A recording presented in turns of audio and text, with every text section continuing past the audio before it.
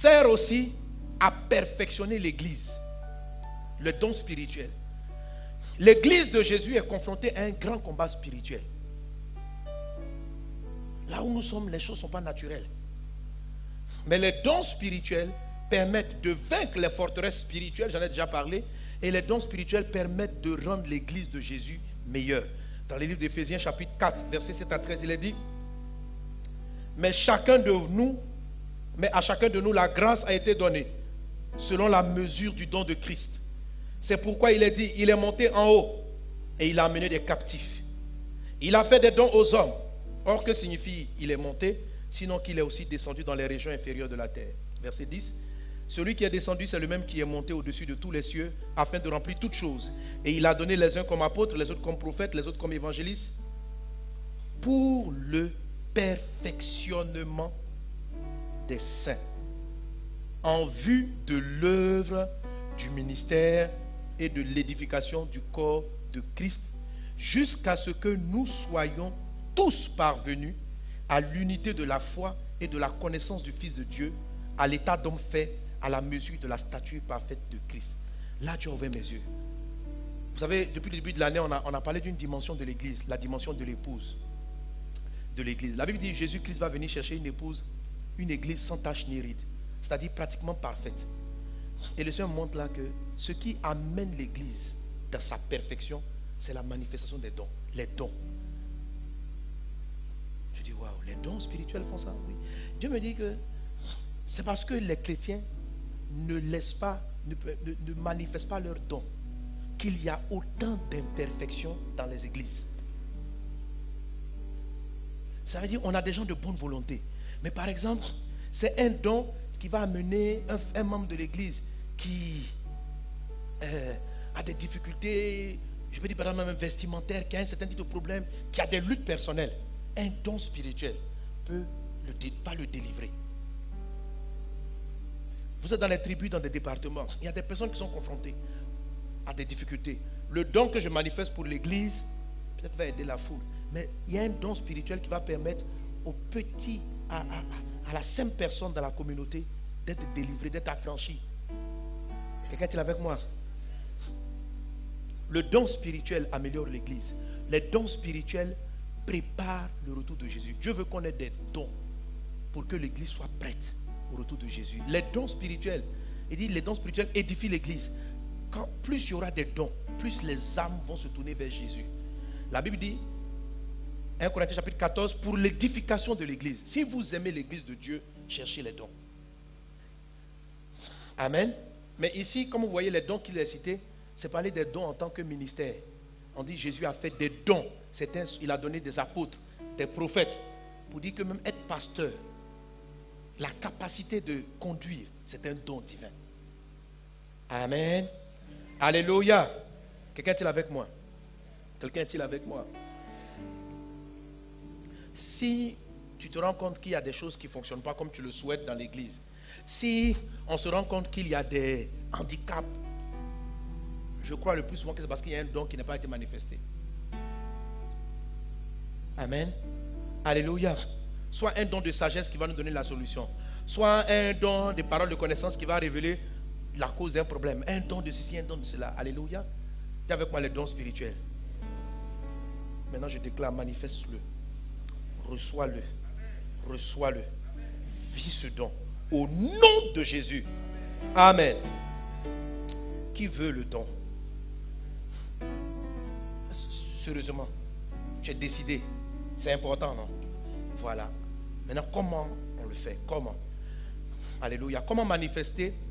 Je veux dire encore, comment avoir et manifester les dons de l'esprit? Comment avoir et manifester les dons de l'esprit? Donc j'ai donné quelques raisons pourquoi c'était important d'avoir les dons. Il y en a encore d'autres, mais j'ai cité juste celle-là. La première des choses à faire pour manifester les dons spirituels, et c'est une règle que je vais donner aussi, vont permettre aussi de manifester les talents aussi naturels. Alléluia. Alléluia. Pour marquer la différence entre talent naturel, lisons Jérémie chapitre 1, verset 1 d'abord. Jérémie 1:1 dit, parole de Jérémie, fils de Hilkija, l'un des sacrificateurs d'Anatoph dans le pays de Benjamin. Jérémie, qui a écrit le livre de Jérémie, est d'abord naturellement, son talent naturel, c'est sacrificateur. C'est ce qui savait que ça y fonctionnait.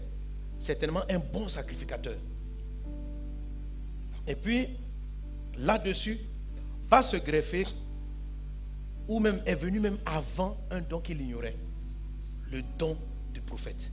Et au verset 5, voilà ce que Dieu dit à Jérémie. Il dit ceci: avant que tu fusses formé dans le ventre de ta mère, et avant que tu fusses sorti de son sein, je t'avais établi prophète des nations. Amen. On a vu tout à l'heure dans le livre d'Éphésiens que être prophète même c'est un don de Dieu. Alléluia. Dieu dit à Jérémie, je t'ai donné ton don spirituel avant même que tu ne naisses. Je suis venu dire que les dons spirituels ne viennent pas après. Les dons spirituels, ton don spirituel est un choix surnaturel de Dieu qui dépasse le temps et l'époque. Et Dieu regarde et Dieu te le donne. Mais toi tu ne sais pas. Il n'a pas dit je t'ai établi menuisier, ça c'est naturel. Mais prophète, c'est surnaturel. Il y a un don surnaturel. Dans sa vie séculière, il était sacrificateur. Jésus était charpentier. Joseph, il était berger. Mais son don spirituel va se manifester dans le domaine de l'économie. Le don spirituel n'est pas un prolongement de ton talent naturel. Ce n'est pas vrai. Ton talent naturel peut être là et le don va venir totalement d'ailleurs. Et le fait de ne pas en être conscient, ça paralyse certaines personnes. Ils ne se disposent pas à recevoir. Quand le don spirituel vient, ton don naturel va te servir de toute façon. Mais lui, il t'amène dans une autre dimension. Et c'est cette dimension-là qui va vraiment t'ouvrir les portes. Joseph, lorsqu'il a commencé à travailler chez Potiphar, il était un bon gestionnaire. Mais quand même, on l'a jeté en prison. C'est ça. Voilà. On l'a jeté en prison. Le talent naturel, ton talent naturel, on peut te renvoyer. Les gens vont regretter. On va te mettre dehors quand même. Ça va leur faire mal. On dit qu'il était bon. Mais comme parce que le patron de Joseph, on sait qu'il avait violé sa femme. Qu'il avait tenté de la violer. C'était parole de Madame Potiphar comme parole de Joseph. Le monsieur a préféré croire à sa femme. Même si peut-être, je crois qu'il devait douter. Parce qu'une femme bizarre, on doit savoir qu'elle était bizarre avant. Mais, vous ne pouvez pas avoir des palabres à la maison. Il a préféré dire, ma chérie, c'est toi qui as raison. Et Joseph s'est retrouvé en prison. C'était parole contre parole. Il avait été une bénédiction pour la maison de Potiphar. Il avait amené la maison de Potiphar à quitter un certain niveau pour atteindre un niveau. Bon gestionnaire. Bon gestionnaire. À un moment, Potiphar lui avait tout remis. Écoute, tu as travaillé dans des entreprises. Tu as travaillé. Les entreprises ont brillé à cause de toi. Mais tout ça, c'était le don naturel. Tu vas faire tout ça et puis on va t'oublier. Il y en a qui sont là. Ils sont de bons fonctionnaires. On te dit oui, grade temps, catégorie temps, fonctionnaire. Tu as fait un bon officier de l'armée. Quand vient soldat, c'est toi. Bon soldat, honnête, policier honnête. Ah, c'est ton talent naturel. Mais quand tu vas à la retraite, on va te dire au revoir. Et d'un moment, on va se battre même pour te remplacer. Le don spirituel, on ne peut pas le remplacer. Quoi? Le don spirituel n'a pas d'âge. Le don spirituel ne va pas à la retraite. D'ailleurs, même plus tu vieillis, plus il est puissant. Amen. Plus tu prends de l'âge, plus il se bonifie. Or, le talent naturel, ça menuise quand le corps baisse. Quand ton corps faiblit, ton talent naturel faiblit. Si tu sais jouer au football, tu vas aller à la retraite. On dit que tu es drouba jusqu'à... Mais ça va s'arrêter quand tu seras fatigué. Le don spirituel, plus tu es vieux, plus c'est dangereux. Et les vieux prophètes, quand tu vois qu'il est vieux, tu as beaucoup peur de ses prophéties. C'est des années d'onction. Son bonjour même est dangereux. Amen. Amen. Le don spirituel. Alléluia. Que tu découvres ce don. Et ce don-là est une chose qu'on apprend qui nous est donnée avant. Avant que tu ne naisses, je te connaissais. Je t'avais établi prophète. Avant que tu ne naisses, je te connaissais. Je t'ai établi sage. Un sage. Quelqu'un d'une sagesse extraordinaire. Quelqu'un était avec moi. Je te connaissais. Mais le don spirituel, tu l'ignores. Jérémie, ce n'est pas à sa naissance qu'il a appris qu'il était prophète. Lui, à sa naissance, pour lui, il était sacrificateur. Vous comprenez? C'est plus tard. Dieu lui révèle que. Et je viens de la part du Seigneur te révéler que Dieu te connaît. Il te connaissait. Et il t'avait établi. Il va jusqu'à dire, il dit, je t'avais consacré. C'est-à-dire, je t'ai dédié à ça. Je vous ai dit qu'il y a des chemins que Dieu trace dans votre vie. Il faut les prendre. Quand tu dévies du chemin, ta vie devient compliquée. Pourquoi tu dois connaître ton don? Parce que il transporte le chemin de ton vrai destin. Mais tu ne sais pas parce que c'est quelque chose qui s'est fait avant même que tu n'apparaisses sur la terre. Et le monde va te donner un métier. L'école va te conduire dans une formation. Tes exercices vont te révéler certains talents. Mais le don spirituel, on ne le trouve qu'auprès de Dieu. Mais pourtant, tu l'as reçu. Amen. Je crois aussi que dans l'Ancien Testament, tout le monde n'était pas, je suppose, je sais pas, mais que tout le monde n'était pas choisi comme Jérémie. C'était un modèle. Mais je crois que dans le Nouveau Testament, à partir de Jésus, les dons sont donnés à toute chair. La Bible dit dans le livre des Actes des Apôtres, un passage qui m'a souvent gêné, mais aujourd'hui je l'ai compris, je pense l'avoir compris par la grâce de Dieu. Dans les derniers jours, dit Dieu, je répandrai de mon esprit sur toute chair. Vos fils et vos filles prophétiseront. Vos jeunes gens auront des visions. Vos vieillards auront des songes. J'aime ce passage. Il dit, je répandrai mon esprit sur qui? Quoi? Toute chair. Je crois que même les païens reçoivent une graine. Parce que Dieu sait tout d'avance. Mais ce don spirituel que tu as reçu n'a rien à voir avec ton travail, ton métier, tes expériences. Il apparaît, quelquefois on peut dire comme un cheveu sur la soupe. En fait, tu crois que tu es prédisposé à ça, c'est pas vrai. Le talent naturel, on sent sa prédisposition naturelle. Mais le don spirituel, on ne le prévoit pas. On ne sait pas trop quelle est sa forme en fait. Notre vie ne laisse rien voir de ce que nous serons. C'est pourquoi la plupart des personnes, lorsque Dieu commence à leur révéler, eux-mêmes ils disent, mais je n'ai pas été formé pour. Voilà ma famille, voilà mes parents. Ce n'était pas mon domaine. Ce n'est pas mon éducation. Je n'ai pas appris ça à l'école. Le don, en fait, il intervient de manière décalée au cours de ta vie. Dieu seul qui t'a consacré dans le sein de ta mère le connaît. Et c'est lui qui va te le révéler. Amen. La Bible dit que depuis Jésus, le don est répandu sur toute chair. Mais c'est seulement en la conversion à Christ. Écoute, le don spirituel dont je parle, tu ne peux le connaître que par ta nouvelle naissance. Quand tu vas rencontrer réellement Jésus comme Seigneur et Sauveur. Pas quand tu vas t'arranger dans la religiosité. Le don spirituel dont je parle, ce n'est pas forcément ce qui va venir te faire trembler à l'église pour dire ri, ri, ri, ri, ri. Non, ça c'est bon, ri, ri, ri, c'est bon. Mais,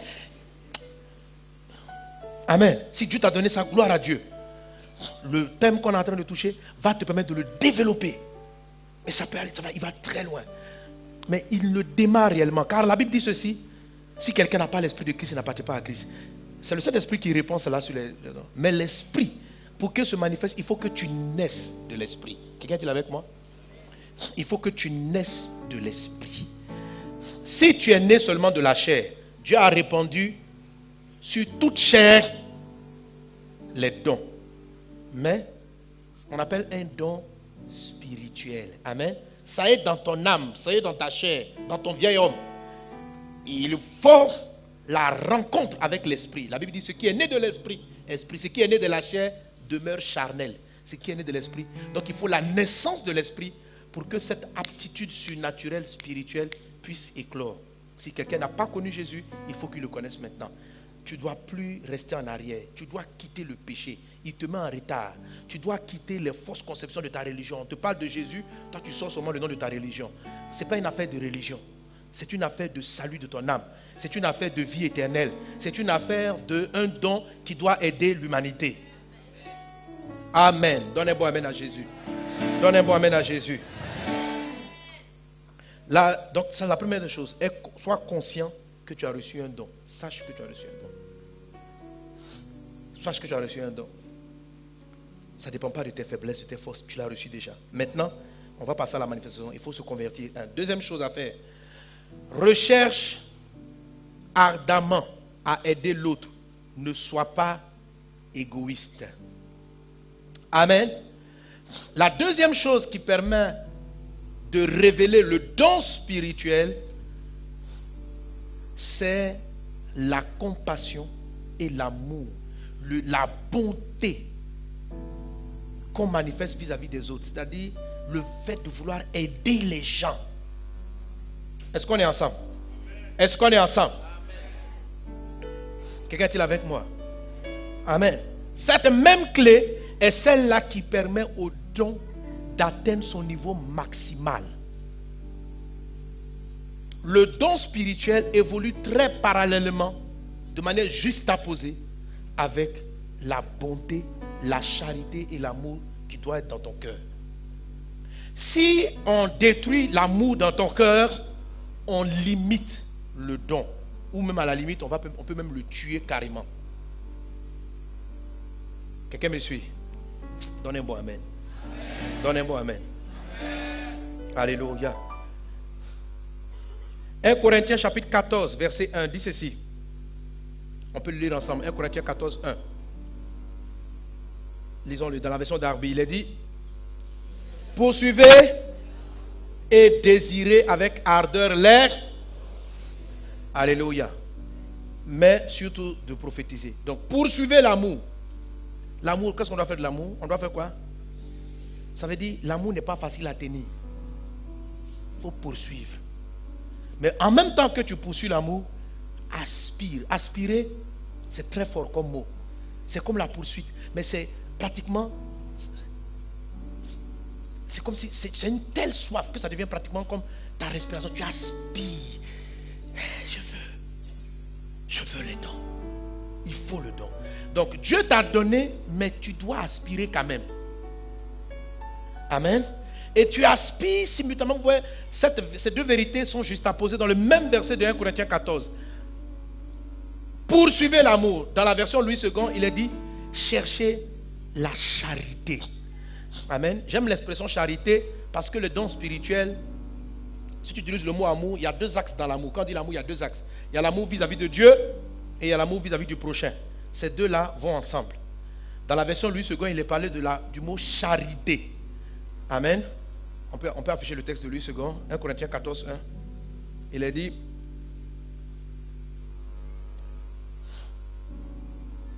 bon, je ne l'ai pas ici. Amen. Voilà, lisons-le. Recherchez, aspirez aussi, mais surtout à celui. Recherchez la charité. J'aime ici l'expression charité parce que la charité traduit l'amour vis-à-vis du prochain. Amen. On ne fait pas la charité à Dieu. Ok? Quand on dit la charité, quelqu'un est charitable, c'est vis-à-vis des gens. Alléluia. Alléluia. Recherche la charité. Sois bon. Dieu révèle le don spirituel en fonction de ton degré de bonté, d'amour vis-à-vis du prochain.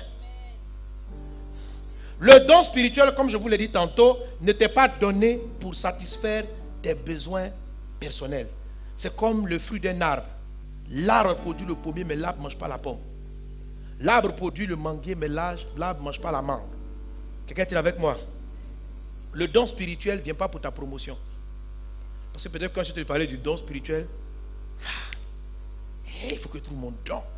Ça va ouvrir les portes. Je serai chez les grands. Je serai chez les grands. Non. Si c'est comme ça, peut-être que tu vas avoir le don spirituel. Mais ça sera très petit. Ça va se limiter dans ton groupe de prière du quartier. Et quand tu es là, ce moment-là, ainsi dit Dieu. Ainsi dit Dieu. Crois, mon frère, crois. Voilà ton don de prophétie. Crois. Dans le quartier. Répandez-vous. C'est puissant ce don. Mais si tu passes pas, si tu ne fais pas le deuxième pied qui est la charité. Je vous ai dit la dernière fois que ça ressemble à une marche. C'est-à-dire, c'est les deux jambes d'un même corps. La droite, c'est l'amour. Aime, cherche le don, cherche l'amour. Cherche le don. Amour. Don. Amour. Don. Amen. Alléluia. Si tu cherches les dons, mais tu ne cherches pas l'amour, tu deviens estropié. Et tu es là. Don. Don. Parole de connaissance, prophétie. Tu vas t'écrouler. Il y a des gens qui ont progressé dans les dons. Ils cherchent les dons sans la compassion. Sans la compassion. Tu as les dons. On n'a qu'à savoir que tu prophétises. Tu es content. Quand tu es là, tu donnes ta parole de connaissance. Tu veux que le gars te regarde et dise, mais le gars, il est dangereux. Tu vas t'arrêter. Ton don va t'arrêter. J'ai vu des gens qui avaient des dons terribles de miracles. Mais à cause du manque d'amour. Quand il guérit les malades, il lui veut qu'on applaudisse. Oui, j'ai vu des trucs. Mais j'ai vu des gens perdre la grâce. Dieu a fait marcher un paralytique. Et lui, on est venu la soulever comme ça. Oh, puis aussi, il est là. Toi, tu peux faire marcher un paralytique. Toi, tu peux faire marcher un paralytique. C'est un don de Dieu. C'est la grâce qui veut marcher. Pourquoi on te soulève? Et tu te laisses soulever. Et comme à Bangui, j'ai tous les problèmes. Dieu a fini de faire les miracles. Les aveugles ont vu les pratiques ont marché à Bangui. Mais là-bas à Bangui, et tout le monde me groupe, les foules, ils veulent attraper mes pieds. Je voulais fuir. Hein? Hervé et puis les jobs là, quittez là, quittez là. Il fait pasteur. Bon, on dit que c'est comme ça, il marque leur politesse. Mais politesse sur mes pieds. Ah, pasteur, on va essuyer tes pieds, on va essuyer. J'ai dit non, laissez tout ça là. Laissez tout ça. Allez essuyer les pieds de Jésus. C'est lui qui l'a fait. C'est pas un homme. Il faut faire attention. Il faut faire attention. Le don t'élève. Le don t'élève. Le don te distingue. Si tu n'as pas la seconde jambe de l'amour, mais tu vas t'écrouler. Tu vas tomber. Tu vas tomber. Le don. Le don te distingue. Le don te distingue. Il te propulse. Si tu n'as pas enchaîné avec l'amour. C'est pourquoi l'apôtre Paul dit la chose simultanément. Poursuivez l'amour. Aspirer au don. Mais il ne faut pas aussi rester là seulement dire non, moi, il ne faudrait pas que le don me fasse tomber. Je fais l'amour seulement. J'aime. Mais tu es toujours estropié. C'est-à-dire c'est un chrétien qui aime mais qui est incapable de résoudre les problèmes des autres. Tu pleures seulement. Oh Dieu. Regarde. Les malades meurent. Aie pitié. Aie pitié. Frère. Sans le don qu'on appelle le don de guérison, les malades ne peuvent pas être guéris. Ce n'est pas là. Quand tu vas arriver au ciel, Dieu va te crier là-dessus. Quand j'ai compris que c'était par degré, en fait, je regarde, je dis, mais Seigneur, tu voulais que cet enfant meure si tôt. Je dis, j'ai jamais voulu qu'il meure si tôt. Mais ton don n'était pas puissant pour arrêter le mal. Un jour, les disciples n'ont pas pu chasser un démon. Ils sont arrivés voir Jésus pour se plaindre. Pourquoi ce démon-là? Je dis, Dieu a envie de vous frapper. Pourquoi vous laissez ce malade dans la maladie? C'est pourquoi j'aime le texte qui dit, guérissez les malades. Ressuscitez les morts. Comme s'il y avait un certain nombre de choses qui dépendaient de nous. Mais le canal par lequel Dieu peut te donner toute la puissance pour résoudre tous ces problèmes, c'est le don spirituel. Si tu ne l'as pas, tu ne peux pas agir dans son domaine. Ce n'est pas possible. Je veux dire, le miraculeux de Dieu intervient en fonction des dons que tu as reçus. Jean-Baptiste n'a pas reçu de dons d'extraordinaires miracles, de prodiges en fait. Mais il avait son don, c'était la puissance de la parole. Il est dans le désert. Il parle. Et les gens quittent les villes pour venir dans le désert. Qui peut faire ça? Si tu veux, toi, va t'arrêter dans un désert. Va, écris toi seul. Les animaux du désert. Ils ne vont même pas venir pour t'écouter, ils vont vouloir te blesser, te mordre. Les serpents vont te piquer. Mais Jean-Baptiste, la Bible dit, Jean-Baptiste se tenait dans le désert. Et il a dit, et tous venaient à lui pour être baptisés. Il ne partait pas vers les gens. Ça, c'est extraordinaire. Qu'est-ce qu'il disait? C'est-à-dire, les gens quittent leur ville pour venir abandonner le mal. Ça veut dire, le gars est dans son village. Il dit, mais pourquoi moi-même je vole? Et il marche des kilomètres pour aller voir Jean-Baptiste. Ça, c'est un don. Mais la Bible dit que Jean-Baptiste avait la même onction que le prophète Élie. Je vous ai dit que l'onction et les dons sont différents. Ils avaient la même onction, mais pas les mêmes dons. Le don d'Élie, c'était le prodige. Élie aussi est parti dans le désert. C'est que les corbeaux seulement qui sont venus. Il n'a pas pu attirer les hommes dans son désert. Mais Élie peut arrêter la pluie. Quand tu n'as pas le don d'arrêter la pluie, pour arrêter la pluie, il te faut beaucoup souffrir. Mais quand le don est là, c'est tic-au-tac. Quand tu n'as pas le don, c'est pourquoi vous voyez, tout le monde doit avoir beaucoup de dons. On doit avoir beaucoup de dons. Quand il n'y a pas le don de guérison dans l'église, beaucoup de gens sont malades et il y a beaucoup de gens qui meurent. Quand le don apparaît, les morts vont. Il n'y aura pas de mort. Les gens vont vieillir dans l'église.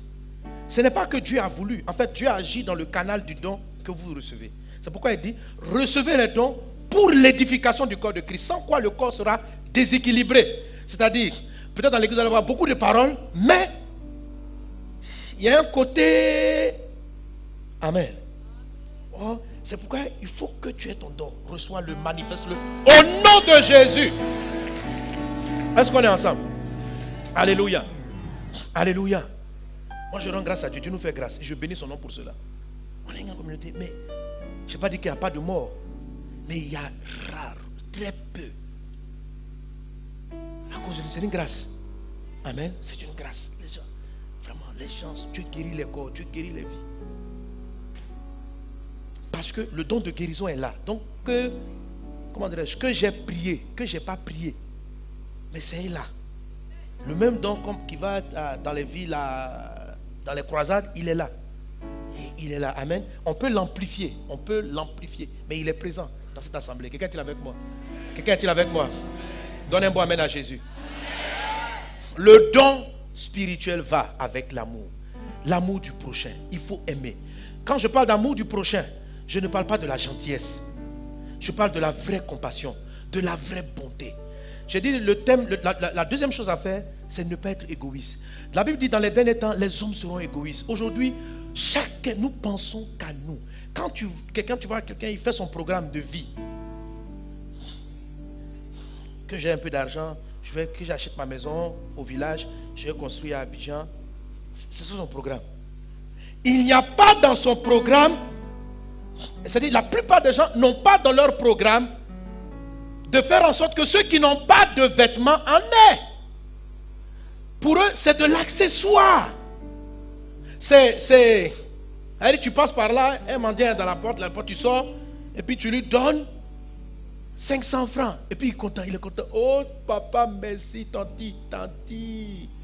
Ça s'appelle de la gentillesse. C'est pas, Dieu n'a pas un verset dans la Bible qui dit d'être gentil. On dit d'être bon, être bon. La bonté est différente. La bonté cherche à sauver les gens. La bonté ne cherche pas à dépanner les gens. La bonté, quand elle regarde celui qui souffre, elle cherche à l'enlever de là. C'est différent. La gentillesse, c'est bien. Mais ce n'est pas la gentillesse qui décante le surnaturel. C'est la vraie bonté. Quelqu'un est-il avec moi? Mais notre monde est devenu égoïste. Chacun pense qu'à lui. À ce qu'il va gagner, ce qu'il va être, qu'est-ce que lui devient demain. Ça ne marche pas comme ça. Pour que ton don qui t'a été donné avant que tu ne naisses se manifeste, il a besoin d'une chose. Que tu comprennes qu'il vient pour d'autres personnes. Et il va venir comment? Il est déclenché dans ta compassion et dans ton désir vrai de voir des personnes être délivrées, voir leur vie s'améliorer. Toute personne qui vit pour elle-même et qui fait des dons juste pour satisfaire sa conscience, c'est ce qu'on appelle la gentillesse. Et tu descends, tu vas prendre 2-3 sacs de riz, tu donnes aux gens, puis tout le monde vient. Oh, il est bien. Puis tu marches, tu es content. Alors c'est la gentillesse. C'est la gentillesse. Je n'ai pas dit de ne pas faire. Continue à donner les sacs de riz. Vas-y. Amen. Il faut le faire. Il faut le faire. Mais c'est plus que cela qui va t'amener à... Tu donnes le sac de riz parce que c'est ce que tu as. Mais dans le fond de ton être, tu cherches à ce que la situation des gens change. C'est quelque chose qui t'habite profondément. Quand il dit poursuivez la charité,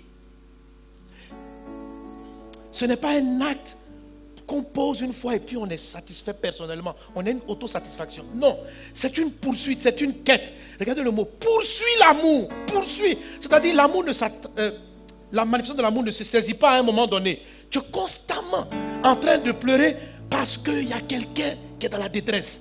C'est comme ça que tu es.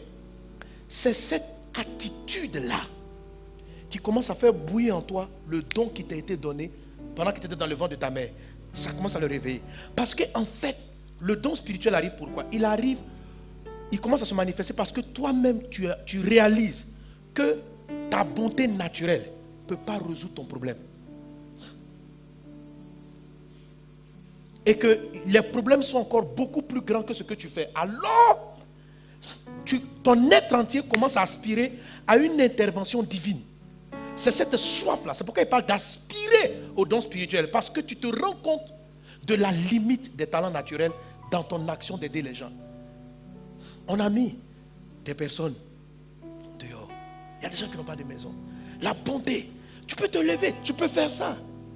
Tu peux aller prendre une maison. 2 pièces, 3. Aller prendre des gens qui ne savent pas où dormir, les mettre là-dedans, payer leur loyer, les nourrir. Tu peux faire ça? Jésus dit quoi? J'étais nu, vous ne m'avez pas vêtu. J'étais en prison, vous ne m'avez pas visité. J'avais faim, vous ne m'avez pas donné à manger. Matthieu 25. J'avais soif, vous ne m'avez pas donné à boire. J'avais soif, vous ne m'avez pas donné à boire. La charité, c'est ça. La charité, et ce n'est pas simplement un acte, ce n'est pas un acte de charité. Paul utilise le mot poursuivre.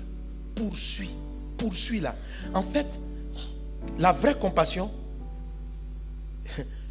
tu n'es jamais satisfait. C'est comme quelque chose qui te dérange. C'est-à-dire, tu as fini d'aider un, tu l'aides à trouver du travail, et puis tu regardes maintenant, tu vois qu'il y a 10 autres. Et tu pleures, tu tournes, attends encore, il y a 20 autres. Oh mon Dieu. Et tout ton être, tu dis, là il faut du divin. Mon argent ne peut pas. Mon argent ne peut pas. Donc, pour que le don, par exemple, la sagesse qui va venir pour te donner davantage de moyens financiers se décante, il faut que l'Esprit de Dieu ait vu toute la charge que tu portes vis-à-vis d'autrui et l'incapacité que tes entrées standards, naturelles, là, il faut que Dieu voie, que toi-même tu réalises et que vous-même vous regardez la limite de tes avoirs face à la charge.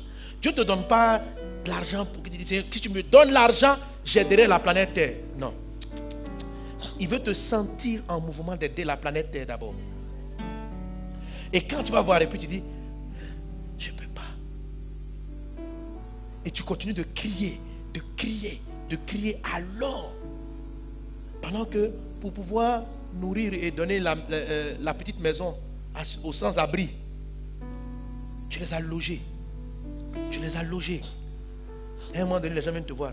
Et merci. Et tu sens qu'ils sont en train de chercher à mettre leur enfant à l'école. Mais ton argent n'est pas suffisant. Et tu aspires. Oh mon Dieu. C'est pas suffisant, Jésus. Qu'est-ce qu'on doit faire? Qu'est-ce qu'on doit faire? Qu'est-ce qu'on doit faire? Tu vois, tu poursuis l'amour. Tu es en train de poursuivre l'amour. Qu'est-ce qu'on doit faire? Qu'est-ce qu'on doit faire? Qu'est-ce qu'on doit faire? Je veux aider. Ah Dieu, mon argent ne peut pas. Mais je commence avec ce que j'ai. Je commence avec ce que j'ai. Je ne peux plus. À un moment donné, si Dieu t'avait destiné à la sagesse, tu vas être couché comme ça et puis, paf, tu commences à avoir des idées que personne n'a. Fais ça, fais ça, fais ça. Il y a une grâce qui va descendre sur ton travail. Et tout ce que tu touches et tu commences à entreprendre va commencer à fleurir. Tu as des entrées, tu ne sais même pas. C'est comme si tu reçois un don de sagesse. Amen. Un don de sagesse qui fait fleurir tout ce que ta main touche. Pourquoi ces dons ne sont pas manifestés dans la vie des chrétiens? Parce que là, beaucoup de gens qui sont à l'église, qui viennent à l'église, sont profondément, on a encore beaucoup d'égoïsme. D'égoïsme. C'est-à-dire, le gars qui est à côté de nous, on ne s'inquiète même pas même où les gens dorment. C'est-à-dire que, enfin, le don spirituel. Je ne parle pas des talents naturels. Le talent naturel, l'exercice, l'expérience, la découverte du talent le manifeste. Je parle du don spirituel. Il dit, poursuivez la compassion, poursuivez l'amour, aspirez au don spirituel. Si on enlève spirituel, c'est que c'est don normal. Mais quand on met spirituel, c'est autre chose. Quelqu'un est avec moi? Il va venir au moment où tu commences à ne plus penser qu'à toi, à dire, mais il y a quelqu'un qui est malade. Moi, dans ma tête là, ça tourne quand je vois les gens qui n'ont pas de maison. Je dis, c'est comme ça. Et je sais que la sagesse que Dieu me donne va atteindre une telle dimension. Parce qu'il ne faut pas seulement donner la maison aux gens, mais il faut que la vie même, le travail, la capacité de recréer de la richesse soit dans leur vie. Voilà. Les gentils peuvent donner juste la maison. Ceux qui poursuivent l'amour, ils vont pas s'arrêter là. Parce que c'est même si tu loges, tu t'en es pas sorti. Donc la réflexion va au-delà de te donner à manger. La réflexion va au-delà de te donner un habit. Quelquefois, ceux qui sont gentils, quelquefois c'est la pure méchanceté. Hein. C'est-à-dire, les faux gentils, là, ils n'aiment pas que souvent ceux qui aident s'en sortent. Oui. C'est-à-dire, en fait, il a fait pour qu'on dise qu'il t'a aidé. Donc il te donne un travail. Mais quand il t'a donné le travail, et puis il voit que tu commences à briller, ça l'énerve en même temps. Les jaloux, parce qu'en fait, c'est comme s'il aime quand tu as des problèmes pour l'appeler. Grand frère. Ça, il est content. Il dit que voilà, si tu n'étais pas dans les difficultés, tu n'allais pas me dire grand frère, grand frère. Maintenant que tu es dans les difficultés, vous voyez ça? Il y a beaucoup de gestes qui paraissent altruistes, mais qui sont en fait de l'égoïsme. Je parle de la vraie charité, décrite dans 1 Corinthiens 13, qui donne et qui cherche à ce que les gens s'en sortent réellement. Ça, c'est puissant. C'est cette quête-là. Parce que quand vous la cherchez, vous vous rendez compte de la limitation de tout potentiel naturel. Tu te rends compte que tu peux donner la vie à quelqu'un, mais tu ne peux pas changer par ton don la mentalité de pauvreté. Il te faut le don spirituel. Moi, c'est ce que je dis. Tu essaies d'aider les gens, et puis tu te rends compte que tu as fini, tu l'as mis à l'école, mais tu l'as aidé pour l'année, mais lui-même, en fait, il ne voyait qu'un dépannage.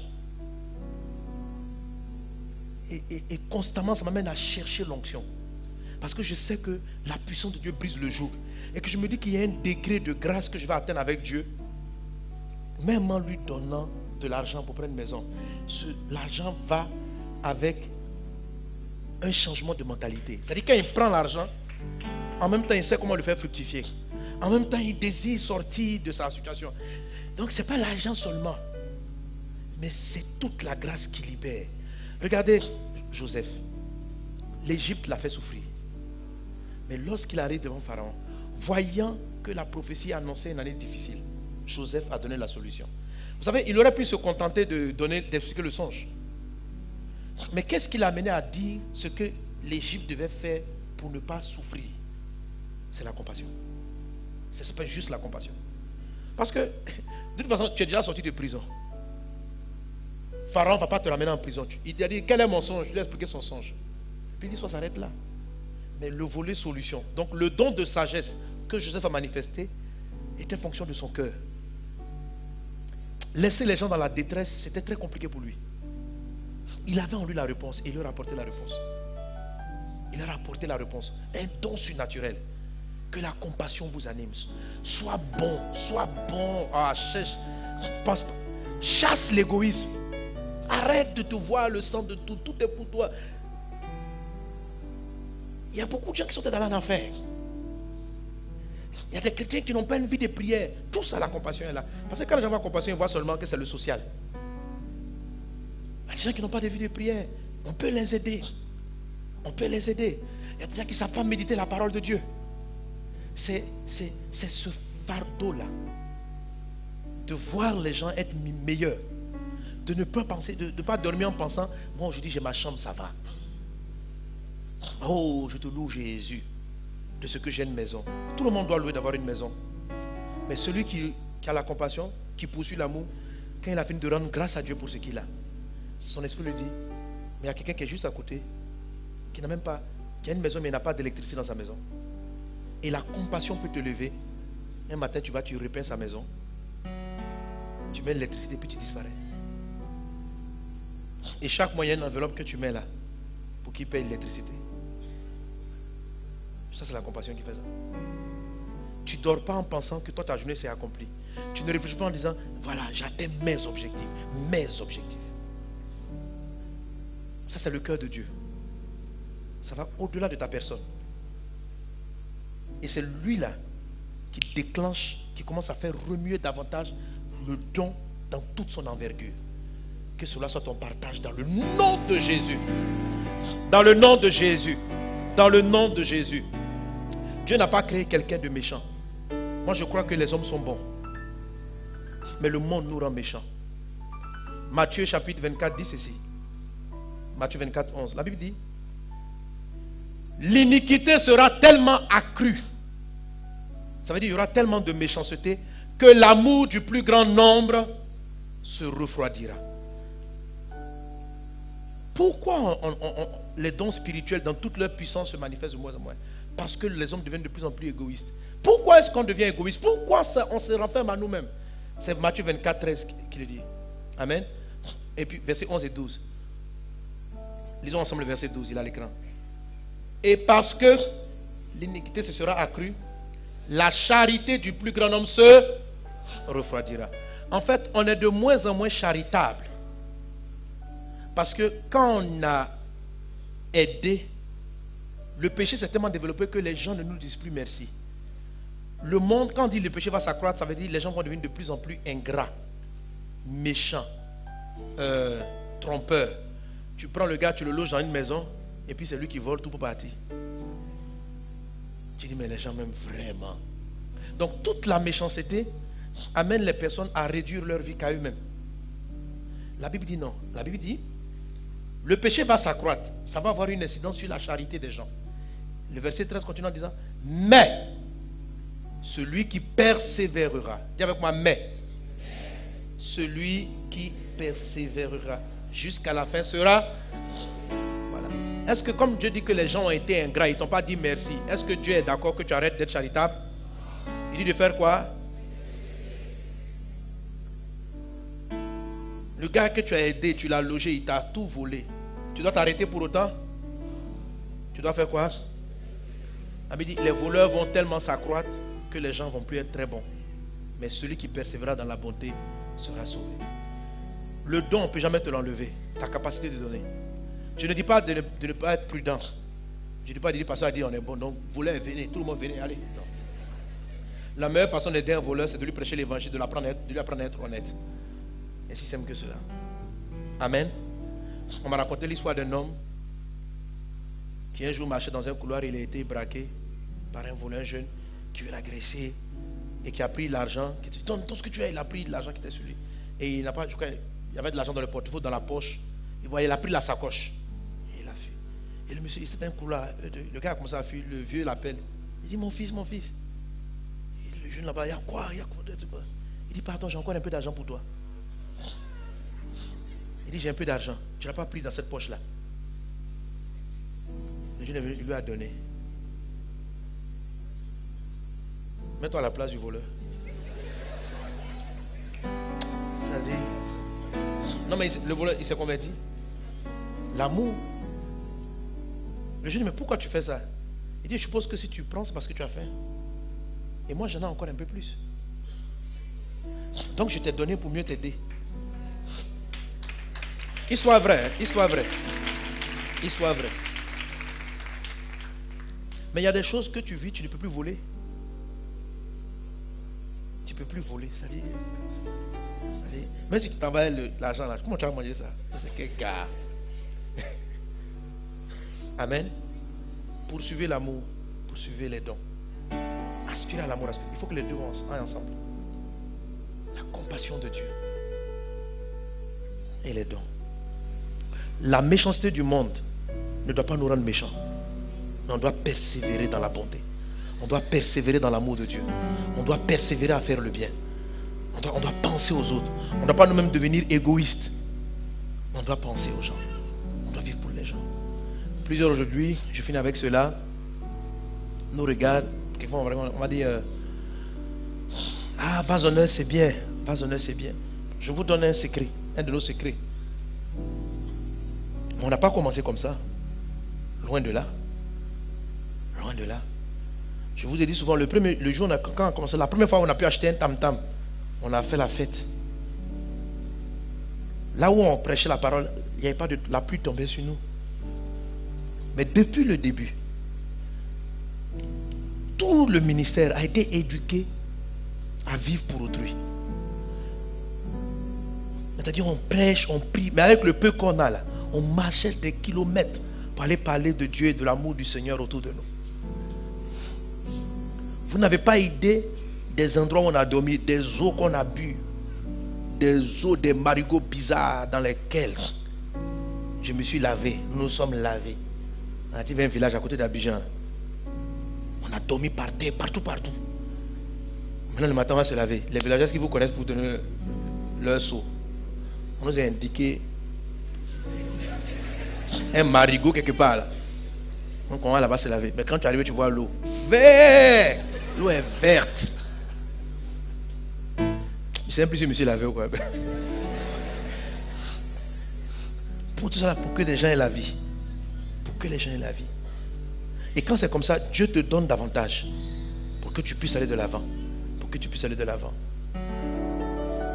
Amen, amen, amen. Amen. Sois bon. Et la charité de Dieu. Manifeste-la. Et tu verras davantage le don de Dieu se manifester. Alléluia. Alléluia. Gloire à Dieu. Ne dis pas aussi dans ton cœur que tu es indigne pour les dons spirituels. Ça, tu tombes sous le piège de l'accusateur, du diable. Il y a beaucoup de gens qui ne cherchent pas les dons parce qu'ils se disent non, ça c'est pour les pieux, c'est pour les gens qui prient. Les dons spirituels, c'est pour les gens pasteurs Sanogo, les AP là, c'est eux les dons. Non, non. Tu tombes sous ce qu'on appelle l'accusation du diable. Satan, j'aime le texte de l'Apocalypse qui dit, quand Satan est tombé, on dit voici l'accusateur de nos frères, celui qui les accusait jour et nuit. C'est-à-dire le travail du diable, c'est accuser. Accuser sur quoi? Rappeler ta faute. Rappeler ton indignité. Tu ne peux pas. Oh, quand on parle des prophéties là, c'est toi. On ne pas des gens comme toi. Don de sagesse, c'est pas pour quitte-la toi, un gars. Cherche à manger. Tu parles de don de sagesse. Un accusateur, jour et nuit. Ne te sous-estime pas. Par contre aussi, ne tombe pas dans la surestime. Il y a des gens qui se croient trop spirituels qu'eux ils méritent les dons. Le don, ça s'appelle la grâce. C'est une grâce. C'est une grâce. Ne laisse pas Satan t'accuser en disant que tu n'es pas prêt à recevoir les dons. Ne laisse pas aussi ton orgueil te faire croire que si quelqu'un doit avoir un don ici, c'est moi. C'est nous on fait la charité. C'est nous on aide les gens ici. Tu as justement l'attitude qui fait que tu ne vas pas avoir le don. C'est justement ce qu'il fallait faire. Ça s'appelle de l'orgueil. Ça s'appelle de l'orgueil. Le don est toujours immérité. C'est une grâce. Et Dieu la donne à qui il veut. À qui il veut. Mais seulement il faut aspirer. Alléluia, humblement. Que Dieu te bénisse abondamment. On va se tenir debout.